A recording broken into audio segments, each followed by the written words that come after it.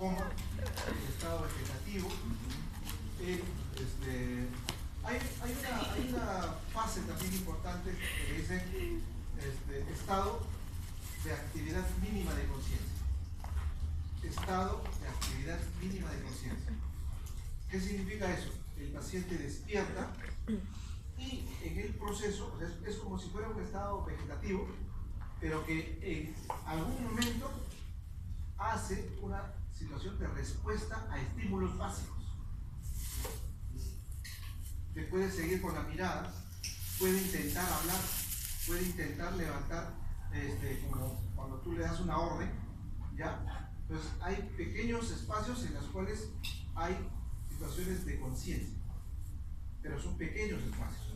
A eso le llama estado mínimo de conciencia, ¿ya? Entonces los compromisos son, para terminar ya con estado de conciencia, coma, primero con qué se empieza, desde el punto de vista de la evaluación clínica, obnubilación, ¿qué más? Delirio, pero si yo quisiera ordenar un poquito más sería obnubilación, ¿no? Sopor, estupor, coma, ¿no? Luego vendría estado vegetativo, luego que vendría estado de conciencia mínima, luego que vendría muerte cerebral, ¿ya? Sin tener en cuenta a lo que habíamos dicho, el estado de enclaustramiento, en el cual no hay compromiso de conciencia. Bueno, sistema sensitivo. Obviamente es la parte neurológica más engorrosa de valoración, porque es una situación bastante subjetiva, ¿no? Va a depender de lo que te responde el paciente, del tiempo que te demora, de lo agotado que estés haciendo, ¿no? Para tener una valoración adecuada. Entonces, para la valoración del estado de la sensibilidad, debiera tener previamente algunos instrumentos. ¿Qué instrumentos debiera tener para la valoración de la sensibilidad? Porque vamos a hablar de sensibilidad superficial y vamos a hablar de sensibilidad profunda. Y cuando hablo yo de sensibilidad superficial, ya ustedes están entendiendo a qué me refiero. ¿A qué? Superficial, ¿no? El tacto, el dolor, ¿no? La temperatura, el frío, el calor, ¿no? Yo debo de tener material o instrumento para poder valorar esas respuestas, ¿no? ¿Qué cosa debo de tener? Entonces tengo que tener un algodón, tengo que tener un alfiler, ¿no? Tengo que tener un diapasón, ¿no? Tengo que tener algunos elementos importantes para poder valorar la sensibilidad. Entonces, sensibilidad superficial, tacto, dolor, temperatura. Sensibilidad profunda, presión, vibración y propiocepción. Sobre todo información de nuestra posición, de nuestra articulación, ¿no? Y la sensibilidad discriminativa cortical, eso significa que yo tenga la capacidad de ¿qué? ¿Qué significa sensibilidad discriminativa? Que yo tenga la capacidad de poder diferenciar dos puntos diferentes en mi cuerpo. ¿Ya? Eso es importante. Bueno, dolor, temperatura, tacto, ¿no? El tracto espinotalámico. ¿Se acuerdan del tracto espinotalámico lateral? ¿No? Derecho e izquierdo. ¿Hacia dónde llega? Viene de la médula, ¿hacia dónde? Hacia el tálamo. Y del tálamo hacia la corteza, para poder definir lo que es la respuesta al dolor o a la temperatura, ¿no? En cambio, el sistema nervioso, la sensibilidad profunda, tacto discriminativo, presión profunda, asciende por los cordones posteriores. Esto es espinotalámico lateral y esto es cordones posteriores. ¿Se acuerdan de los cordones de Gol y Goulash? ¿No? Las regiones posteriores. Muy bien, entonces ahí tenemos. Por eso decía, el examen de la sensibilidad es una parte difícil de la evaluación neurológica porque es bastante subjetivo y es importante explicarle al paciente. Y siempre hay que hacer la valoración con los ojos cerrados. ¿Ya? Obviamente en los pacientes inconscientes solo puede hacerse una exploración muy rudimentaria porque tiene que uno tener cierta integración, sobre todo del estado de conciencia. Entonces, en pacientes de tipo introspectivo, cuando son muy meticulosos, peor, ¿no? Más difícil. ¿Por qué me pone acá? ¿Por qué no me pone allá? Entonces se hace mucho más engorroso la valoración clínica desde el punto de vista del examen del sistema sensitivo. Peor que hay que tener ciertas condiciones para desarrollar el examen. Muy bien, el examinador del paciente debe estar relajados, obviamente, desde el punto de vista físico-mental, y las instrucciones al paciente son importantes. Se lo instruyes con los ojos abiertos, pero se los examinas con los ojos cerrados. Eso es un dato que hay que tenerlo en cuenta, ¿ya? Y ahí pasamos a lo que es la sensibilidad táctil. ¿Cuáles son los receptores que se encuentran en la piel y que van a informarnos sobre lo que es la sensibilidad superficial? ¿No? Ahí tenemos receptores para el frío. ¿Cuál es el receptor para el frío? El Gauss, para el frío. Para la presión, Machín. Para el dolor, Meissner. ¿Para qué es? ¿Te acuerdas? Del Meissner, ¿te acuerdas del Ruffini? Ruffini, para el dolor. ¿Ya? Entonces, esas cosas que ya ustedes normalmente lo manejan, pero están tratando de recordar. Para la exploración de la sensibilidad táctil, el paciente se usa una técnica y puede utilizarse, ¿qué cosa? Una orotón. Pero para ello, también es importante tener en cuenta desde el punto de vista neuroanatómico, ¿qué cosa?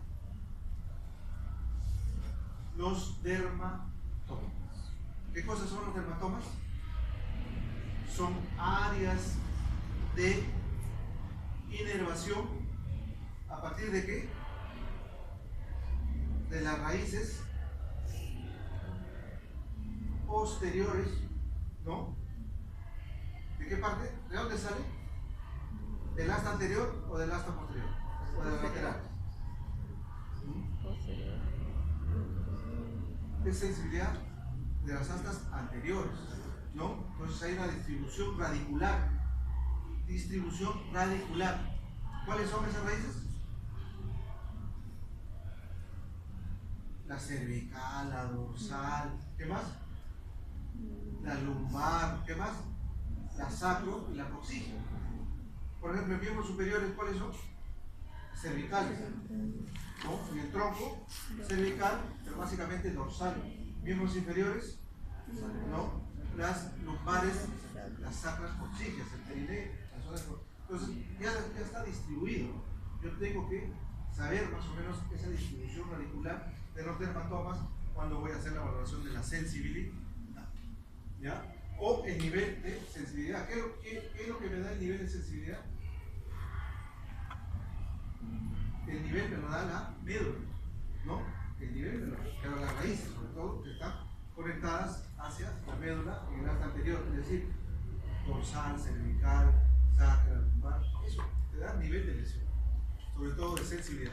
Entonces, para la evaluación sensitiva superficial en cuanto a la táctil, básicamente una torunda o cualquiera que produzca presión. La dolorosa, ¿no? Es importante, hay que tener cuidado de no ser muy agresivo y producir lesión. Básicamente con un estilete que me pueda definir. El paciente tiene que estar con los ojos cerrados, yo hago el estímulo, pero además, ¿qué tengo que hacer? Que sea comparativo, ¿ya? Y que sea en una situación ordenada, ¿no? Para poder avanzar, ya sea en forma ascendente o descendente. Entonces, hay que tener un orden que sea simétrico y hay que hacerle comparativo. La sensibilidad térmica también es importante, tanto para el frío como para el calor, ¿no? Y eso es, hay que utilizar los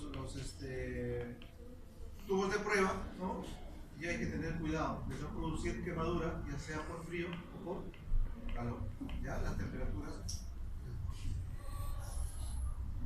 La sensibilidad profunda. En la sensibilidad profunda, la sensibilidad vibratoria.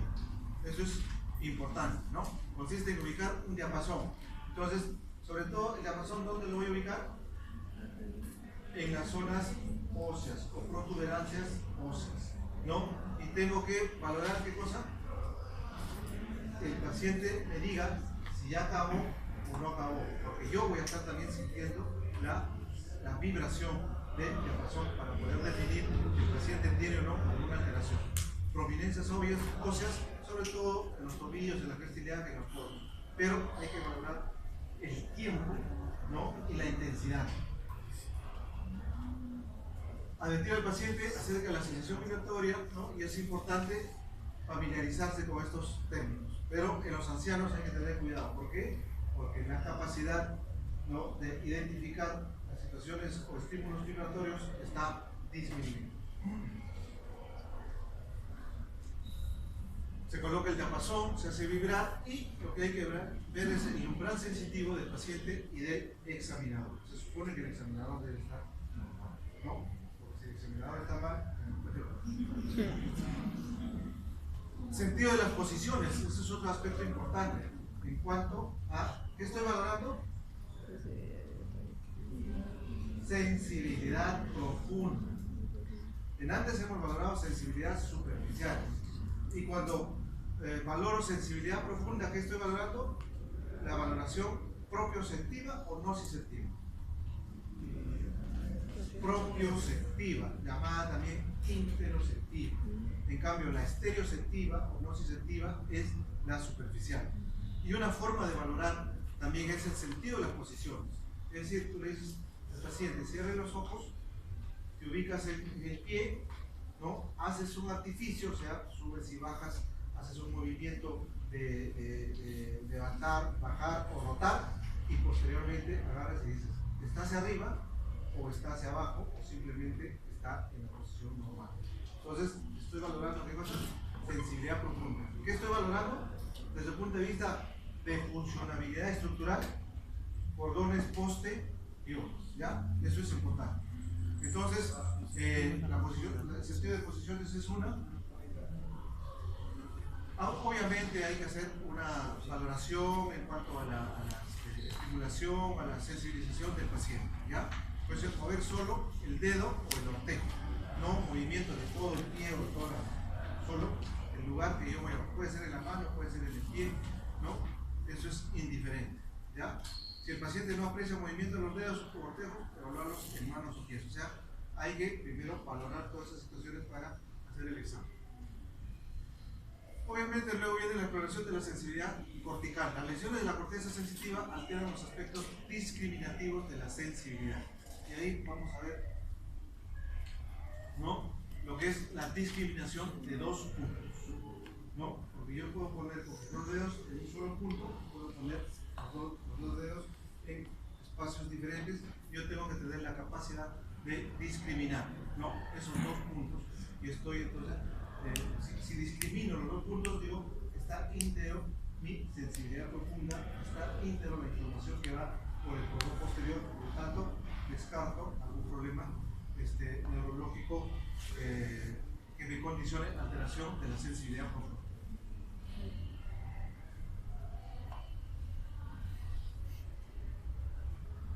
Hay alteraciones que yo puedo encontrar también cuando valoro la sensibilidad profunda. Y entonces hablamos de la esterognosia. ¿Qué cosa es la esterognosia? Es decir, la capacidad que yo voy a tener de ¿qué? De reconocer objetos, ¿no? Pero tienen que ser objetos que yo ya conozco, ¿no?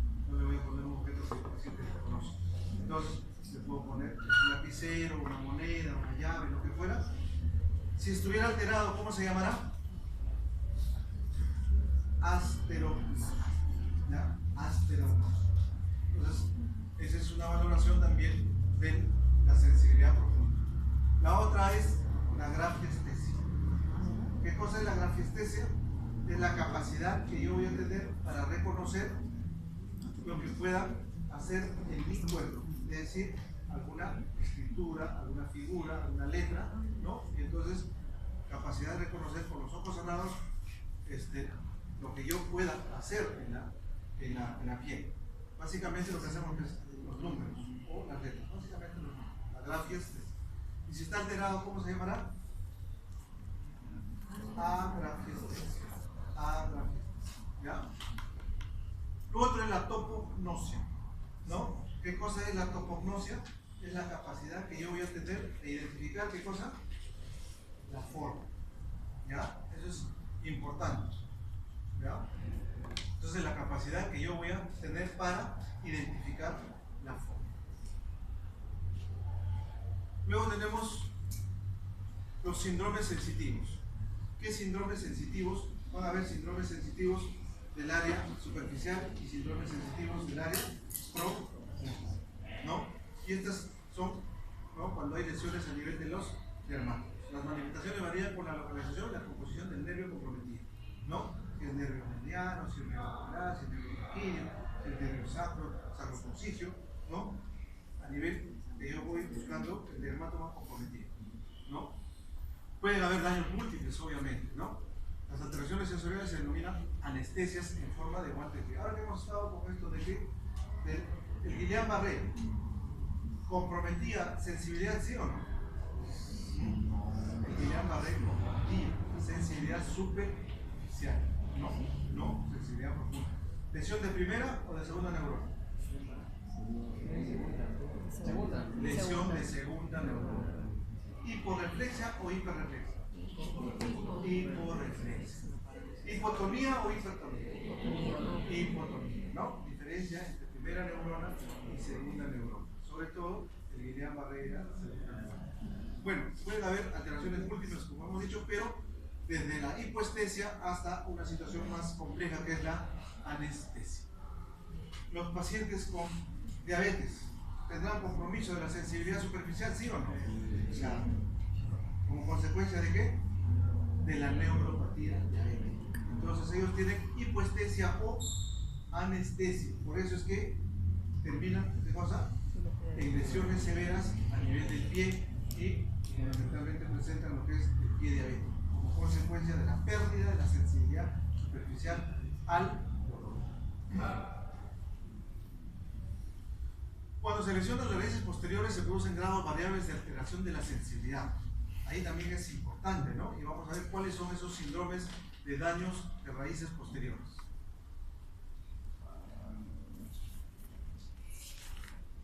Va a haber también daños medulares, ¿no? ¿Cuál sería el daño medular más severo? El daño medular más severo sería la sección medular, ¿sí o no? Sobre todo en los accidentes de tránsito, lo que nosotros conocemos como síndrome de sección medular a nivel cervical, el signo de latigazo, ¿no? Puede haber una sección medular, por lo tanto hay pérdida total de todo, ¿no? Dependiendo del nivel de la lesión.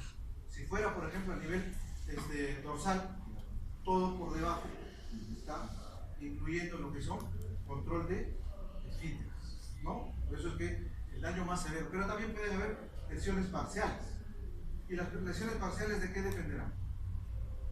Mayormente de problemas vasculares, ¿no?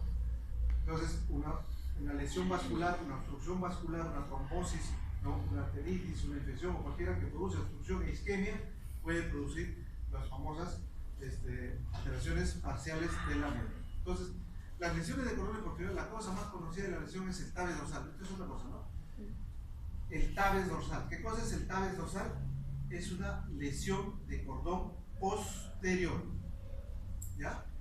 Tabes dorsal, lesión de cordón posterior. ¿Qué cosa lo va a caracterizar? Diríamos, pérdida de la sensibilidad profunda con conservación de la sensibilidad al dolor y la temperatura. O sea, hay una lesión, ¿no?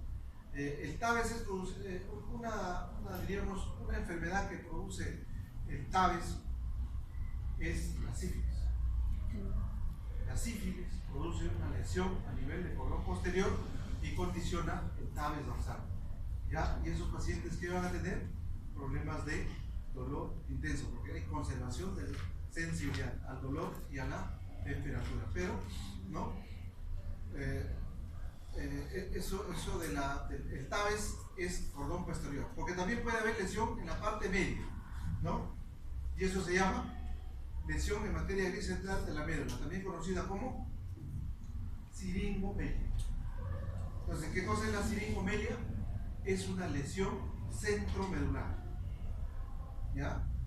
La siringomelia es una lesión centromedular, pero ¿qué dice acá? Una lesión centromedular producirá anestesia al dolor y la temperatura, sensibilidad al dolor y la temperatura.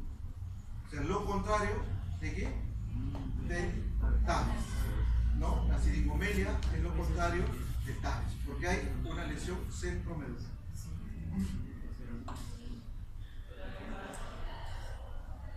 Pueden haber lesiones transversales completas, también es importante, ¿no? Que pueden condicionar paraplegias, pérdida completa de la movilidad, pero también pueden condicionar alteraciones a nivel de los esfínteres. Y eso es lo que habíamos hablado como sección medular completa, ¿no?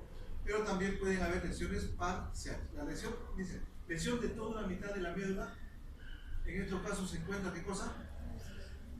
Anestesia, el dolor y la temperatura en el lado opuesto a la lesión, ¿no? Y eso es por la decusación. Pérdida de la propiocepción en el lado opuesto, en el lado mismo de la lesión, o sea, ipsilateral. Y parálisis espástica en el lado de la lesión, ¿ya? Lesiones en el tallo cerebral también es importante. Las lesiones pueden ser bajas o altas. Si son bajas, afectan el quinto par craneal, que producirá anestesia y dolor, ¿no? A la temperatura en la hemicara ipsilateral. ¿Qué inerva el quinto par craneal? ¿No? El quinto par craneal tiene 3 ramas, ¿no? Y tiene función motora y sensitiva, ¿no? La rama superior, ¿cómo se llama? La oftálmica. La oftálmica. Luego viene la maxilar superior y la maxilar inferior, ¿no?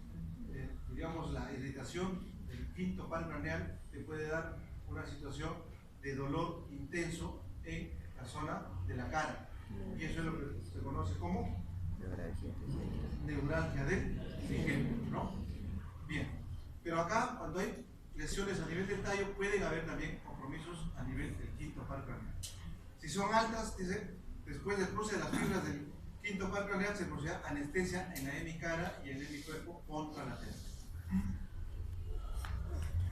Lesiones en el tálamo, ¿no? Las lesiones en el tálamo tienen como característica fundamentalmente dolor intenso, a tal punto que estos pacientes deben ser sometidos a situaciones quirúrgicas para extirpar, ¿no? Las zonas de la lesión o parte del tálamo y evitarle, porque el dolor puede ser tan intenso como la neuralgia del trigémino que condiciona, ¿qué cosa? Suicidio del paciente.